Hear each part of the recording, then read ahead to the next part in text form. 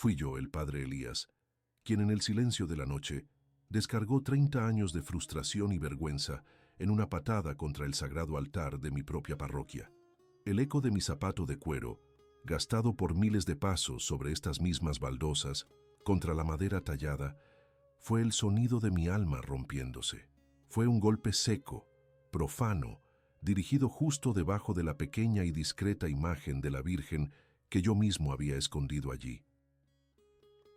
Era una estatuilla de escayola, simple, casi infantil, de esas que venden en las tiendas de recuerdos religiosos, pero para mí representaba todo lo que me avergonzaba y al mismo tiempo todo lo que anhelaba. La hice tambalearse en su pequeño nicho oculto al borde del abismo, y en ese instante sentí que era yo quien se asomaba a esa misma oscuridad. Permítanme que me presente como es debido, aunque después de semejante confesión, las formalidades parezcan vacías. Mi nombre es Elías, y tengo 62 años. Durante más de 3 décadas he sido el párroco de esta comunidad, un rostro familiar en bautizos, bodas y funerales. Un pilar, o eso decían. Nací en un pequeño pueblo de montaña, donde la fe no se estudiaba en los libros, se respiraba en el aire.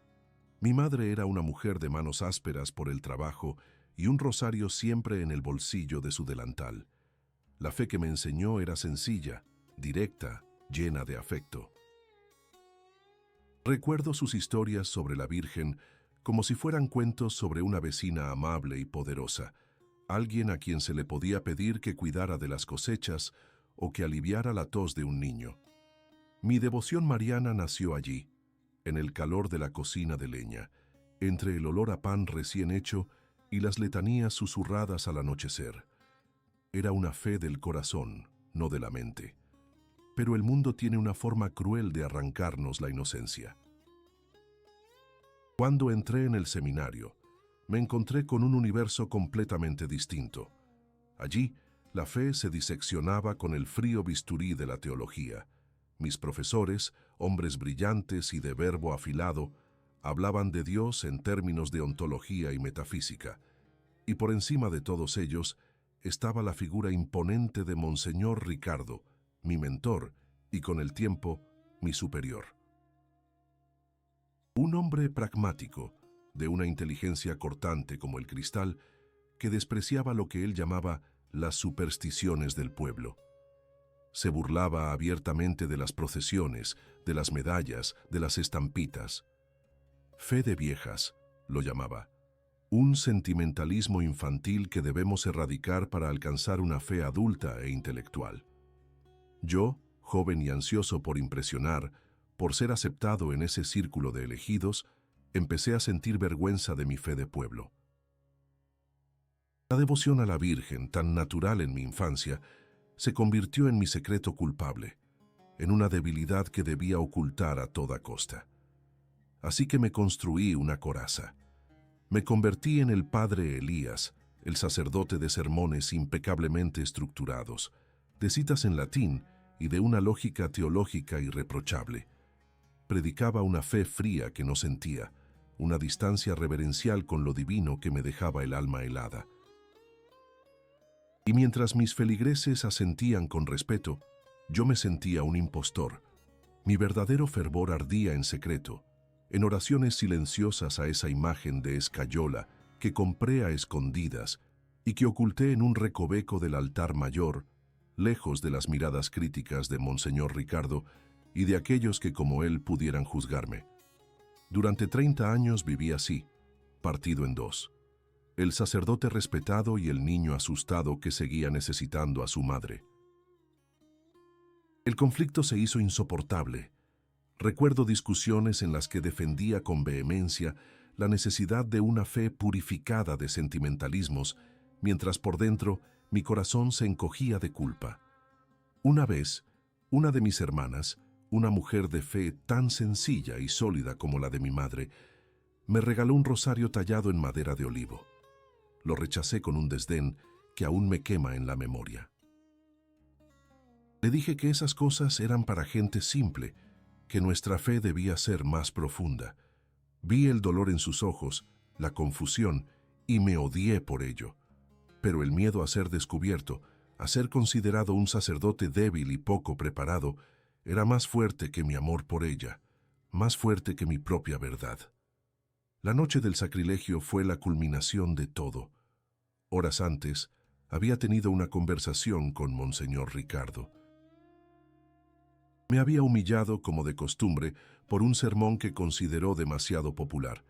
Se burló de una anciana, Sor Ana, por su costumbre de dejar flores a la Virgen. Sigue alimentando esas fantasías, Elías, y nunca tendremos una parroquia madura, me espetó.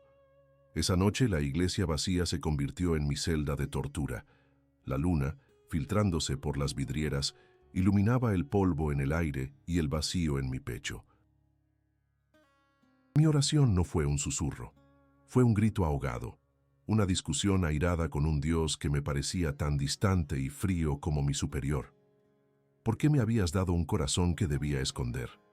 ¿Por qué esta fe que me avergonzaba? Lleno de una rabia incontrolable contra mi propia cobardía, contra esos 30 años de mentira, me acerqué al altar y la pateé. Pateé la madera, el símbolo de mi ministerio, el lugar donde consagraba el cuerpo de Cristo. Y vi cómo la pequeña estatua se tambaleaba, a punto de caer y hacerse añicos, igual que mi vida. Esta fue solo la primera grieta, el comienzo de mi derrumbe, y aunque entonces no lo sabía, de mi verdadera salvación. Si esta historia, el comienzo de mi dolorosa confesión, ha tocado algo dentro de ti, te pido que me acompañes en este viaje. Suscríbete al canal para no perderte cómo continúa. Dale a me gusta, si crees que incluso en la oscuridad más profunda puede haber una luz, y activa la campanita para que se te notifique. Y me conmovería mucho saber desde qué rincón del mundo me escuchan. Por favor, déjame un comentario diciéndome tu ciudad o tu país.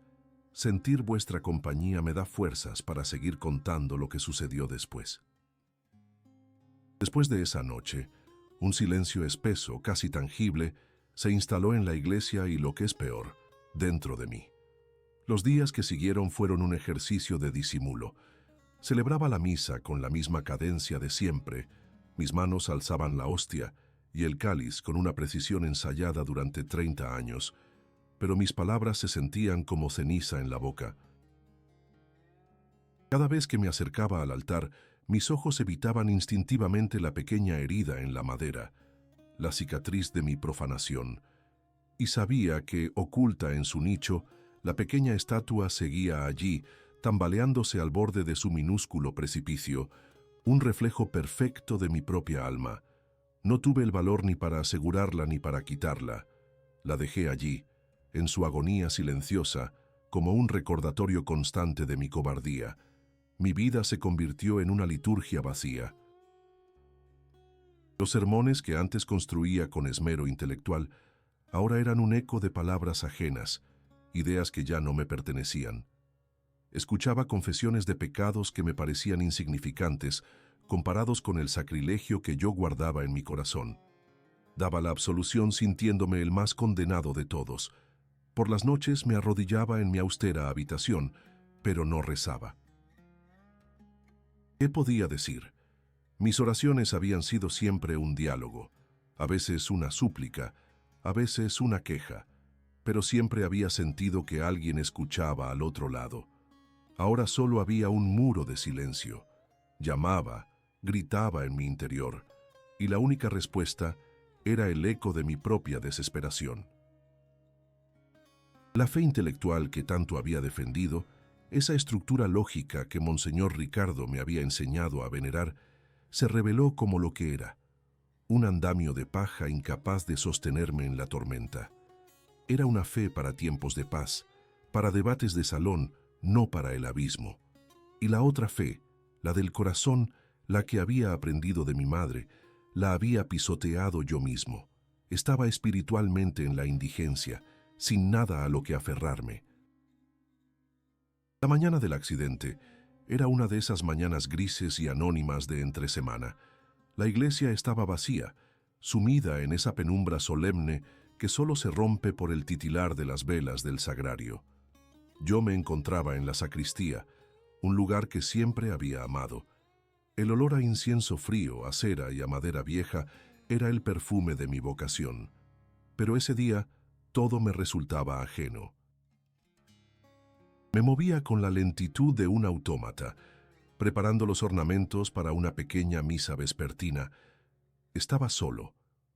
El único sonido era el crujido de mis propios pasos sobre el suelo de piedra. Me acerqué a un viejo armario de roble donde guardábamos los candelabros más pesados, los que solo se usaban en las grandes solemnidades. En el estante más alto, cubierto de polvo, descansaba un candelabro de bronce macizo, una pieza antigua y pesada que llevaba años sin usarse. No sé por qué me fijé en él. Quizás fue un reflejo de la escasa luz. Mientras buscaba unas vinajeras en el estante inferior, escuché un sonido que me heló la sangre. Fue un crujido seco, agudo, el sonido de la madera vieja rindiéndose. Levanté la vista justo a tiempo para ver cómo el estante superior se vencía y el enorme candelabro de bronce, con sus brazos retorcidos como serpientes de metal, se inclinaba lentamente hacia adelante y comenzaba a caer, directamente hacia mí. En esa fracción de segundo, el mundo se detuvo. No vi mi vida pasar ante mis ojos, como dicen que ocurre. No pensé en mi madre, ni en mi infancia, ni en mis pecados. El tiempo se estiró como una goma elástica, y en ese silencio irreal que precede al desastre, solo sentí una cosa, una certeza absoluta y fría de que iba a morir. Iba a morir allí, solo, en la sacristía, aplastado por un objeto sagrado en un acto de justicia poética y cruel. Y mi último pensamiento fue, así que es esto, así termina, sin confesión, sin arrepentimiento, sin paz. Cerré los ojos, esperando el impacto que pondría fin a mi farsa. El estruendo fue ensordecedor, un choque metálico y brutal que retumbó en toda la iglesia. Pero no sentí dolor. Abrí los ojos, temblando de pies a cabeza. El candelabro yacía en el suelo, a escasos centímetros de mis pies. Se había estrellado contra las baldosas de piedra con tal fuerza que uno de sus brazos se había partido. El suelo estaba sembrado de esquirlas de metal y polvo de madera. Yo estaba intacto, completamente ileso, pero no sentí alivio. Me quedé paralizado, mirando los restos del candelabro, y un frío más intenso que el miedo a la muerte me recorrió por dentro. Era el frío del abandono. No había sido un castigo, no había sido una advertencia. A mis ojos, en ese momento, solo había sido un accidente absurdo, una coincidencia sin sentido. El universo ni siquiera se había molestado en castigarme. Era tan insignificante que mi sacrilegio y mi posible muerte eran producto del azar, de la podredumbre de una vieja tabla de madera. Caí de rodillas sobre el suelo helado, entre los fragmentos de mi orgullo y del candelabro roto, y por primera vez en 30 años lloré. Lloré no por miedo a morir, sino por miedo a vivir en un mundo donde Dios estaba tan silenciosamente, tan terriblemente ausente. En esa soledad, en ese vacío absoluto, comprendí lo que era la verdadera condenación. No era el fuego del infierno, sino el silencio de Dios. Ese fue el punto más bajo de mi existencia, el momento en que mi alma tocó fondo. Si el eco de ese silencio resuena en ti, si has sentido alguna vez ese vacío, te pido que me des un me gusta para saber que no estoy solo en este recuerdo y que actives la campanita de notificaciones. Porque lo que sucedió justo después, en medio de esa oscuridad, fue algo que rompió todas las leyes de mi lógica y me obligó a volver a mirar. Arrodillado allí, en el suelo helado de la sacristía, el mundo se había reducido a los fragmentos de bronce y al polvo de madera que me rodeaban. El silencio de Dios era un peso físico, una losa que me aplastaba el pecho y me vaciaba los pulmones. 30 años de teología, de sermones, de sacramentos, se habían desvanecido en la nada, dejándome solo con una verdad desnuda y terrible. No era digno ni del castigo divino. Mi sacrilegio era tan irrelevante como la carcoma que había devorado el estante. El llanto que me sacudía no era de arrepentimiento, era de pura y absoluta orfandad. Estaba solo en un universo frío e indiferente, y en ese preciso instante, en el punto más bajo de mi desesperación, cuando no quedaba ni un ápice de orgullo, ni una sola defensa intelectual, sucedió. No fue una luz cegadora, ni el sonido de un coro celestial. No hubo nada que mis oídos pudieran oír o mis ojos físicos pudieran ver. Fue algo interior, una imagen que se imprimió directamente en mi alma con una claridad más nítida que la propia realidad. Vi un rostro, el rostro de la Virgen. No era la imagen de escayola que yo había pateado, ni ninguna de las representaciones artísticas que conocía. Era un rostro vivo, real, de una belleza que no era de este mundo, pero lo más sobrecogedor eran sus ojos. Me miraban directamente, a mí, a Elías, arrodillado entre los escombros de mi vida, y en esa mirada no había ira, no había condena, no había ni un atisbo del reproche que yo tanto merecía. Había una tristeza infinita, profunda como el océano, una pena que parecía contener todo el dolor del mundo, y sin embargo, estaba enteramente dirigida a mí. Era la tristeza de una madre que ve a su hijo herido, perdido, haciéndose daño a sí mismo. Esa mirada lo deshizo todo. Me desnudó por completo. En un instante, vi la fealdad de mi soberbia, la estupidez de mi miedo, la crueldad de mi desprecio. Vi los 30 años de mi vida sacerdotal no como un servicio, sino como una larga y cobarde huida. Cada sermón frío, cada rechazo a la piedad sencilla de mi gente, cada palabra de desdén hacia mi propia fe infantil, desfiló ante mí, no como una lista de pecados, sino como las causas de esa tristeza en sus ojos. Me sentí avergonzado. Una vergüenza tan profunda y ardiente que quemaba más que cualquier fuego del infierno. Pero junto a la vergüenza, y de una forma que mi lógica no podía comprender, sentí una oleada de misericordia. Esa mirada no me acusaba, me acogía. Me decía sin palabras, te veo, conozco tu miseria, y aún así, te amo. El peso que me aplastaba no desapareció, pero se transformó. Ya no era el peso del abandono, sino el peso abrumador de una gracia inmerecida. Me di cuenta de que el verdadero sacrilegio no había sido la patada al altar. El verdadero sacrilegio había sido esconderla a ella, avergonzarme de su amor, durante 30 años. El candelabro no había caído para castigarme. Quizás, solo quizás, había caído para ponerme de rodillas, para vaciarme de mí mismo y hacerme capaz de recibir esa mirada. La visión se desvaneció tan rápido como había llegado, dejándome temblando y sin aliento. Fue entonces cuando escuché un ruido suave a mis espaldas. La puerta de la sacristía se abrió con un leve chirrido. Era Sorana, la anciana monja que Monseñor Ricardo tanto despreciaba por su costumbre de dejar flores frescas a la Virgen.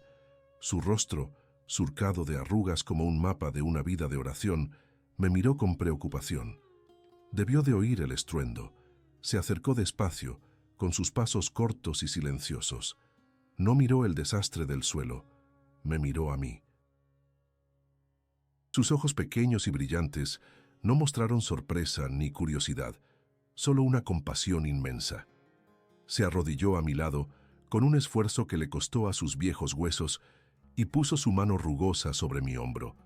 No dijo nada durante un largo rato. Solo se quedó allí, compartiendo mi silencio roto. Finalmente, con una voz suave como el murmullo de una oración, dijo: «Padre, a veces hay que romper las cosas viejas para que pueda entrar la luz». Sus palabras tan sencillas, tan carentes de teología, fueron como un bálsamo. Mientras me ayudaba a levantarme, mi vista se desvió hacia un rincón polvoriento de la sacristía. Allí, clavada en la pared, había una pequeña estampa, amarillenta por el tiempo, que yo jamás había notado. Era una imagen del corazón inmaculado de María. La miré fijamente y un escalofrío me recorrió de pies a cabeza. El rostro de la Virgen en esa vieja estampa, la expresión de sus ojos, la inclinación de su cabeza, era exactamente la misma mirada de infinita y compasiva tristeza que yo había visto en mi alma momentos antes. No era una alucinación, no era una coincidencia, era una confirmación, una firma silenciosa en el milagro que acababa de salvarme. Esa mirada lo cambió todo. Fue el principio de mi verdadera confesión. Si crees que un solo instante de gracia puede cambiar una vida, te pido que muestres tu apoyo con un me gusta y actives la campanita, porque lo que me vi obligado a hacer a continuación requirió una fuerza que, te aseguro, no era la mía. Cuando Sorana me dejó solo en la sacristía, el silencio que regresó ya no era el mismo. Antes había sido un silencio vacío, el eco de la ausencia de Dios. Ahora era un silencio expectante, denso, cargado con el recuerdo imborrable de aquella mirada. Me levanté, sintiendo cada músculo de mi cuerpo dolorido, no por la caída que nunca ocurrió, sino por la tensión de una vida entera de mentiras que se había derrumbado en un solo instante. Mi mente, esa mente entrenada durante décadas para la disección lógica de la fe, se reveló. Una alucinación. Me susurró una voz que sonaba sospechosamente como la de Monseñor Ricardo. Elías, por favor, sé racional. Has estado bajo una presión inmensa, el miedo a la muerte, un pico de estrés. Tu cerebro, en un acto de autopreservación, proyectó una imagen reconfortante, un arquetipo materno arraigado en tu infancia. Intenté aferrarme a esa explicación como un náufrago a una tabla. Era lógico, era científico, era la salida fácil.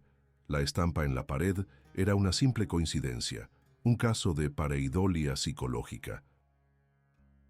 Mi cerebro, predispuesto por la visión, había encontrado un patrón familiar en una imagen aleatoria. Sí, eso tenía que ser. Podía escribir un ensayo sobre ello. Podía explicarlo con una precisión teológica y psicológica impecable. Pero mi alma se negaba a aceptarlo. La lógica era un escudo de papel contra el recuerdo de aquellos ojos. Una alucinación no te deja temblando de gratitud. Una coincidencia no te quema por dentro con una vergüenza tan purificadora. Los días siguientes fueron una tortura silenciosa. Intentaba volver a mi rutina, a mis libros, a mis sermones estructurados, pero todo se había vuelto insípido, irrelevante. La mirada me perseguía.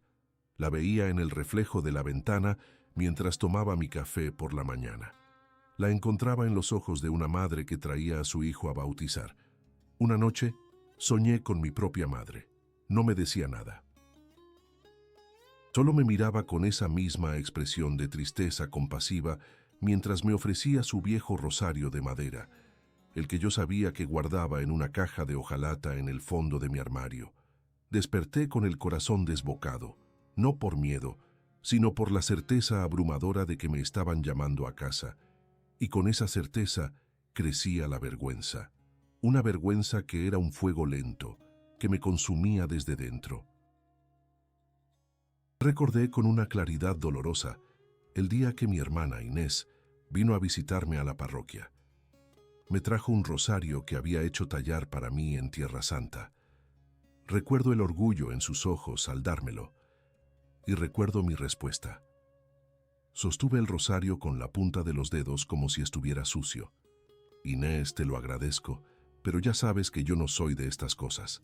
Nuestra fe debe madurar más allá de estos amuletos. La palabra amuletos salió de mi boca con un desdén que ahora me sabía a veneno. Vi cómo la luz se apagaba en su mirada, cómo su sonrisa se marchitaba. Ella solo asintió, guardó el rosario en su bolso y nunca más volvió a hablarme de su fe. En ese momento yo me había sentido superior, intelectual, un sacerdote moderno. Ahora, a la luz de aquella mirada, me vi como lo que fui. Un hombre cruel, un hermano terrible, un fariseo lleno de orgullo que había herido el corazón más puro por miedo a parecer débil. La batalla dentro de mí, era la más dura que había librado jamás. Si alguna vez has sentido esa guerra interior entre lo que tu cabeza te dice y lo que tu corazón sabe que es verdad, házmelo saber con un me gusta y asegúrate de activar la campanita de notificaciones, porque la tregua solo llega cuando uno de los dos bandos se rinde por completo, y mi intelecto estaba a punto de rendirse. Una tarde, incapaz de soportar más la disonancia, fui a mi habitación y abrí el viejo armario de madera. En el fondo, debajo de unas sotanas viejas, estaba la caja de hojalata de mi madre. Hacía 30 años que no la abría. Dentro, junto a un par de fotos descoloridas y una medalla de mi primera comunión, estaba su rosario. Las cuentas de madera estaban pulidas y oscurecidas por el roce de sus dedos durante miles de avemarías. Olía a ella, a pan y a lavanda. Lo tomé en mis manos. Se sentía pesado, no por su peso físico, sino por el peso de la fe que contenía. Me senté en el borde de mi cama, con el rosario colgando entre mis dedos. Por primera vez en décadas, no intenté analizar, ni teorizar, ni predicar, solo sentir. Pasé las cuentas, una por una, y en cada una de ellas no recitaba una oración, sino que pedía perdón en silencio. Perdón a mi madre por haberme avergonzado de su fe, perdón a mi hermana por mi crueldad, perdón a Sorana por mi arrogancia, perdón a mis feligreses por haberles dado piedras en lugar de pan. Y finalmente, mirando el pequeño crucifijo de metal gastado, le pedí perdón a Ela por haberla escondido en la oscuridad, por haber pateado su casa. No hubo respuesta audible, no hubo otra visión, pero en el silencio de mi habitación sentí como algo dentro de mí se recolocaba. Las murallas de mi orgullo, construidas con tanto esmero durante 30 años, se desmoronaron sin hacer ruido, convirtiéndose en polvo. Y sobre las ruinas, por primera vez, me sentí libre. Vacío de mí mismo, pero lleno de una paz que no entendía. Sabía que la confesión que acababa de hacer en secreto no era suficiente. Tenía que haber una reparación, y solo había un lugar donde podía hacerla. Sabía lo que tenía que hacer. La paz que sentí en mi habitación, con el rosario de mi madre entre los dedos, no era una paz de final, sino de comienzo. Era la calma que precede a la batalla más importante. Y mi campo de batalla iba a ser mi propia parroquia, el domingo siguiente, ante los mismos feligreses a los que había engañado durante 30 años. La noticia de mi accidente en la sacristía se había extendido, aunque de forma distorsionada. La versión oficial, la que yo mismo había permitido que circulara, era que un viejo candelabro se había caído y que por suerte no me había pasado nada. Pero la verdad ardía en mi interior, exigiendo salir. Los días previos a ese domingo fueron los más largos de mi vida. Por un lado sentía una resolución de acero, por otro, el viejo miedo, la voz de Monseñor Ricardo en mi cabeza, me susurraba amenazas. Te destruirán, decía. Perderás tu parroquia, tu reputación, todo. Se reirán de ti. El sacerdote que ve visiones. Te convertirás en el hazmerreír de la diócesis. Y esa voz tenía razón. Era un riesgo enorme. Pero por primera vez, el miedo a la opinión de los hombres era más pequeño que el recuerdo de aquella mirada. Llegó el domingo. La iglesia estaba abarrotada, como solía estarlo en la misa principal. Mientras me revestía en la sacristía, mis manos no temblaban. Sentía una extraña serenidad. Caminé hacia el altar y mis ojos recorrieron la congregación. Vi a Sorana en su banco de siempre. Su rostro era una isla de paz en mi mar de ansiedad. Y entonces lo vi a él. Monseñor Ricardo sentado en la primera fila. No era habitual que asistiera a mi misa, su presencia era una declaración. Había venido a supervisar, a juzgar. Su rostro era una máscara de impasibilidad, pero sus ojos eran como dos trozos de hielo. Mi corazón dio un vuelco, pero no vacilé. Celebré la Eucaristía como si flotara. Y cuando llegó el momento del sermón, subí al púlpito, Dejé a un lado las notas que había preparado sobre la parábola del día y miré a mi gente. Miré a Sorana, miré a las familias, a los jóvenes, a los ancianos, y finalmente miré directamente a los ojos a Monseñor Ricardo. «Hermanos», comencé, y mi voz sonó más firme de lo que me sentía. El sermón que había preparado para hoy es una mentira, como lo han sido en cierto modo la mayoría de mis sermones durante 30 años. Un murmullo recorrió la iglesia. Monseñor Ricardo se irguió ligeramente en su asiento. Les he hablado de un Dios de la razón, de una fe intelectual, de una distancia sagrada, y mientras lo hacía, escondía mi propio corazón, porque en mi corazón vivía una fe sencilla, la que aprendí de mi madre, una fe que me avergonzaba, una fe en la ternura de una madre del cielo a la que consideraba demasiado simple, demasiado popular, indigna de un teólogo. Continué, y las palabras brotaron como un torrente. Les conté todo, mi vergüenza, mi doble vida, mi cobardía. Y entonces, con la voz rota, confesé mi sacrilegio.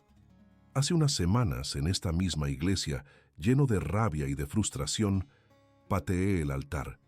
Pateé este lugar sagrado porque en él había escondido una pequeña imagen de la Virgen de la que me avergonzaba.